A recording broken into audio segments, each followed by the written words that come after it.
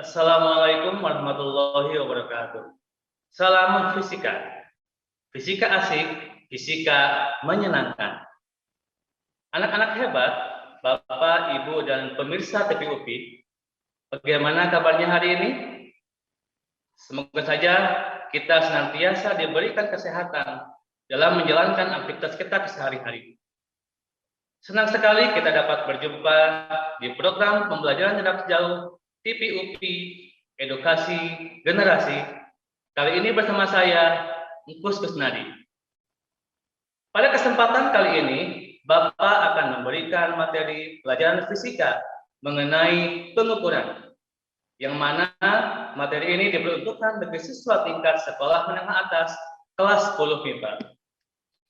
Nah, pada materi ini diharapkan kalian dapat memahami bagaimana konsep pengukuran dan bagaimana aplikasinya dalam kehidupan sehari-hari.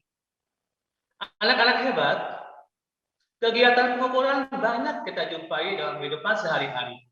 Bahkan, tanpa kita sadari, kita pun pernah melakukannya. Apa itu pengukuran? Apa saja alat ukur yang dapat digunakan dalam pengukuran? Dan bagaimana aplikasi pengukuran dalam kehidupan sehari-hari?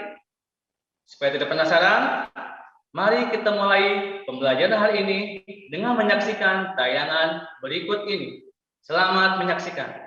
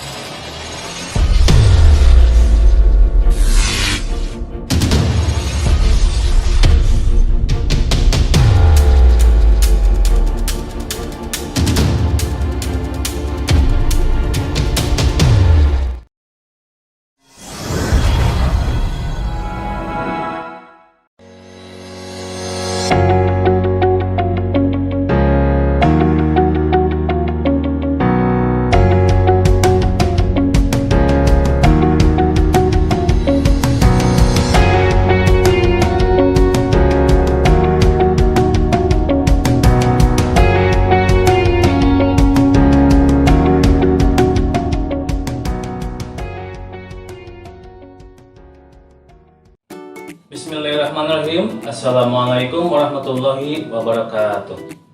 Salam fisika. Fisika asik, fisika menyenangkan. Bertemu kembali dengan Bapak pada pembelajaran fisika kelas 10 tingkat sekolah menengah atas. Nah, pada kesempatan kali ini Bapak akan menjelaskan mengenai materi pengukuran. Apa itu pengukuran? Terdapat beberapa pengertian dari pengukuran. Yang pertama, pengukuran merupakan proses membandingkan antara besaran dengan satuannya. Nah, yang kedua, pengukuran merupakan suatu usaha untuk mendapatkan informasi deskriptif, kualitatif, dan variabel-variabel suatu zat atau benda yang diukur.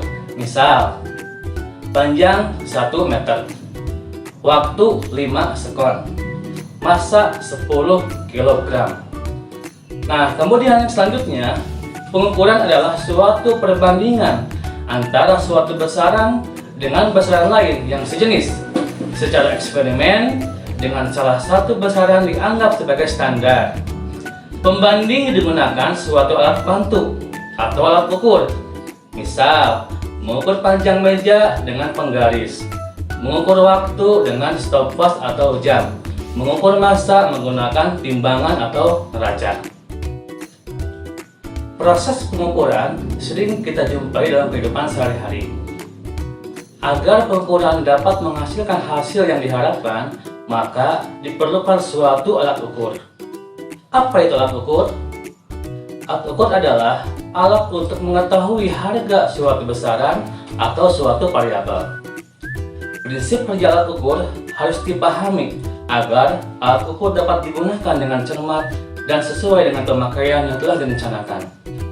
Terdapat dua jenis pengukuran. Yang pertama adalah pengukuran langsung. Pengukuran langsung adalah pengukuran suatu besaran yang tidak bergantung pada pengukuran besaran-besaran lain. Contoh, mengukur panjang meja menggunakan mistar, mengukur waktu berjalan menggunakan stopwatch atau jam. Jadi, pengukuran suatu besaran secara langsung adalah membandingkan besaran tersebut secara langsung dengan besaran acuannya. Yang kedua, pengukuran tak langsung. Pengukuran tidak langsung adalah pengukuran besaran fisika dengan cara tidak langsung, membandingkannya dengan besaran acuan, akan tetapi dengan besaran-besaran lain. Contoh, mengukur suhu dengan cara mengukur perubahan volume air raksa, mengukur berat benda dengan cara mengukur pertambahan panjang pegas, mengukur kecepatan, mengukur kalor, dan lain-lain. Ada beberapa hal yang harus kita perhatikan ketika kita memulai suatu proses pengukuran. Yang pertama adalah ketelitian. Ketelitian adalah kedekatan nilai-nilai pengukuran individual yang didistribusikan sekitar nilai rata-ratanya atau penyebaran nilai pengukuran individual dari nilai rata-ratanya. Yang kedua adalah ketepatan. Ketepatan adalah kemampuan dari alat ukur untuk memberikan indikasi pendekatan terhadap harga sebenarnya dari objek yang diukur. Semua alat ukur dapat diklasifikasikan dalam tingkat atau kelas yang berbeda-beda, tergantung pada akurasinya. Terdapat beberapa hal yang akan terjadi atau yang mungkin terjadi ketika kita melakukan proses pengukuran. Yang pertama adalah kesalahan sistematik. Kesalahan sistematik adalah kesalahan yang sebab-sebabnya dapat diidentifikasi dan secara prinsip dapat dieliminasi. Kesalahan sistematis akan menghasilkan setiap bacaan yang diambil menjadi salah dalam satu arah. Sumber-sumber kesalahan sistematis antara lain kesalahan alat, kesalahan pengamatan, kesalahan lingkungan, dan kesalahan teoritis. Nah, yang kedua, kesalahan acak. Kesalahan acak menghasilkan hamburan data di sekitar nilai rata-rata. Data mempunyai kesempatan yang sama menjadi positif atau negatif. Sumber kesalahan acak sering tidak dapat diidentifikasi. Kesalahan acak sering dapat dilakukan atau dikuantitisasi melalui analisis statistik, sehingga efek kesalahan acak terhadap besaran atau hukum fisika dapat ditentukan. Pengukuran sering kita temukan dalam kehidupan sehari-hari, bahkan kita pun sering melakukannya. Di antaranya adalah yang ke-1, pengukuran panjang. Contohnya, mengukur panjang meja, mengukur tinggi badan, mengukur diameter, dan lain sebagainya. Nah, alat ukur yang bisa kita gunakan ketika kita pengukuran panjang adalah yang ke-1 mistar, 2 jangka sorong, yang ke-3 mikrometer skru, yang ke-4 meteran, dan lain sebagainya. Yang kedua adalah pengukuran massa. Nah, untuk pengukuran massa, alat ukur yang bisa kita gunakan adalah timbangan, neraca 4 lengan, neraca Ohaus, neraca pegas, dan neraca digital. Yang ketiga, pengukuran waktu. Untuk pengukuran waktu ini, kita bisa menggunakan beberapa alat ukur, yaitu stopwatch, stop clock, dan jam. Aplikasi pengukuran dekat sekali dengan kehidupan sehari-hari. Contohnya bisa kita lihat pada gambar berikut ini. Nah, pada gambar tersebut diperlihatkan seorang penjahit sedang mengukur lingkar dada dari konsumennya sebelum melakukan proses mendesain atau menjahit pakaiannya. Proses tersebut disebut pengukuran panjang. Adapun alat ukur yang digunakannya adalah meteran, yang mana menghasilkan satuan dari sentimeter. Gambar selanjutnya, nah, pada gambar tersebut memperlihatkan tentang seseorang yang akan membuat masakan berupa kue ataupun bolu. Pengukuran yang dilakukannya adalah mengukur massa dengan menggunakan alat ukur timbangan, dan satuan yang dihasilkannya adalah gram. Gambar berikutnya. Nah, pada gambar tersebut diperlihatkan seorang pelari yang hendak berlari dan seorang pelatih yang akan mengukur waktu yang ditempuh oleh pelari tersebut. Adapun pengukuran yang dilakukan oleh seorang pelatih tersebut adalah pengukuran waktu dengan menggunakan alat ukur stopwatch dan satuan yang dihasilkannya adalah sekon. Alat ukur yang bisa digunakan pada pengukuran panjang diantaranya adalah jangka sorong. Jangka sorong memiliki ketelitian sampai 0,1 mm. Adapun bagian-bagian dari jangka sorong meliputi rahang dalam, rahang luar, skrup pengunci, skala Nonius atau vernier, skala utama, dan pengukur kedalaman.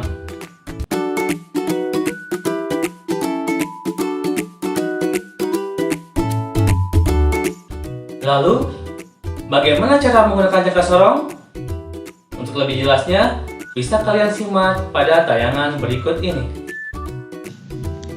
Ini adalah contoh penggunaan alat ukur jangka sorong, dalam hal ini mengukur diameter kelereng.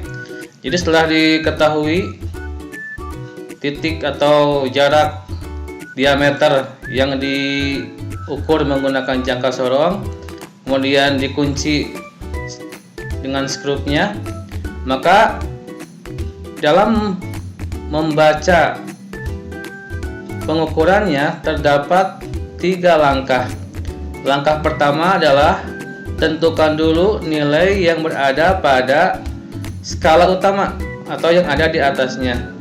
Nah, pada contoh ini di skala utama menunjukkan nilai 3,1 cm atau kalau mau skalanya mm 31 mm. Nilai pada skala utama diambil dari nilai skala utama sebelum skala 0 pada skala Nonius seperti ini. Jadi ini adalah 3,1 cm atau 31 mm. Selanjutnya, langkah kedua adalah menentukan nilai pada skala Nonius. Nah, untuk penentuan nilai skala Nonius ini, kita bisa melihat dari skala pada skala Nonius yang berimpit dengan skala utama. Contoh di sini, 0 kebetulan tidak berimpit dengan garis yang ada pada skala utama, 1 pun tidak, 2 juga tidak. Nah, yang berimpit dengan skala utama adalah nilainya 4. Maka tinggal dikalikan 4 dikali 0,01 sama dengan 0,04. Sehingga hasil pengukurannya adalah 3,1 cm ditambah 0,04 cm. Sehingga menghasilkan pengukuran 3,14 cm. Jadi diameter kelereng ini adalah 3,14 cm atau 31,4 mm. Alat ukur selanjutnya adalah mikrometer skrup. Mikrometer skrup memiliki tingkat ketelitian sampai 0,01 mm. Adapun bagian-bagian dari mikrometer skrup diantaranya adalah poros tetap, poros geser, pengunci, skala utama, skala Nonius, pemutar, dan ratchet. Kemudian, cara menggunakan mikrometer skrup bisa kalian lihat pada tayangan berikut ini. Anak-anakku sekalian, ini adalah contoh pengukuran menggunakan mikrometer skrup. Nah, untuk membaca nilai hasil pengukuran dari mikrometer skrup terdapat 3 langkah. Yang pertama, menentukan hasil pengukuran pada skala utama. Nah, di sini ada gambar yang telah diperbesar hasil pengukurannya di sini. Nah, pada skala utama ini menunjukkan angka 8,5 mm.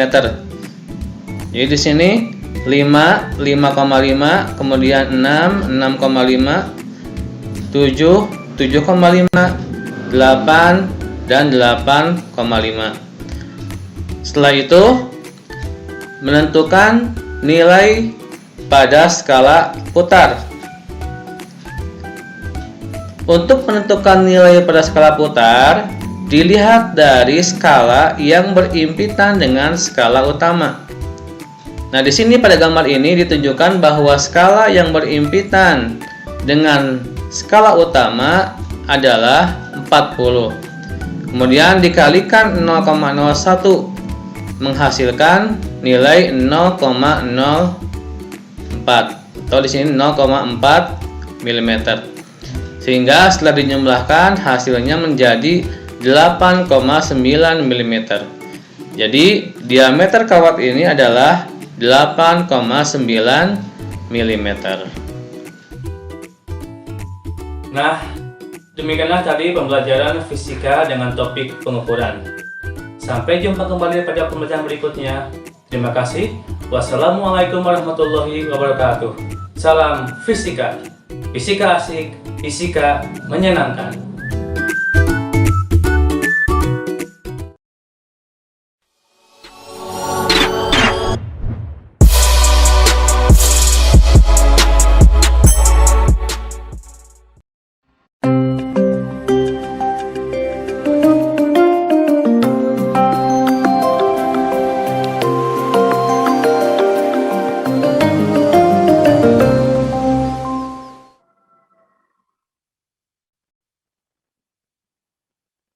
Anak-anak hebat dan pemirsa TV UPI, itulah tadi materi hari ini yang sudah kita saksikan bersama dengan topik pengukuran.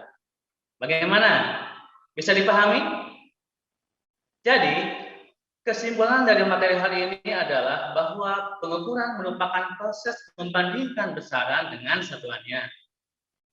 Dalam melakukan pengukuran, hendaknya diperhatikan beberapa hal, meliputi alat ukur yang digunakan, cara menggunakan alat ukur, dan bagaimana membaca hasil pengukuran, sehingga pengukuran menjadi akurat dan kesalahan-kesalahan, baik itu kesalahan acak maupun kesalahan sistematis dalam pengukuran dapat diminimalisir. Anak-anak hebat dan pemirsa TV UPI, sekian pertemuan kali ini. Saksikan terus program pembelajaran jarak jauh setiap Senin dan Kamis pukul 9 sampai 12 waktu Indonesia Barat hanya di TV UPI, Edukasi Generasi. Terima kasih, tetap semangat dan jaga kesehatan. Wassalamualaikum warahmatullahi wabarakatuh. Salam fisika. Fisika asik, fisika menyenangkan.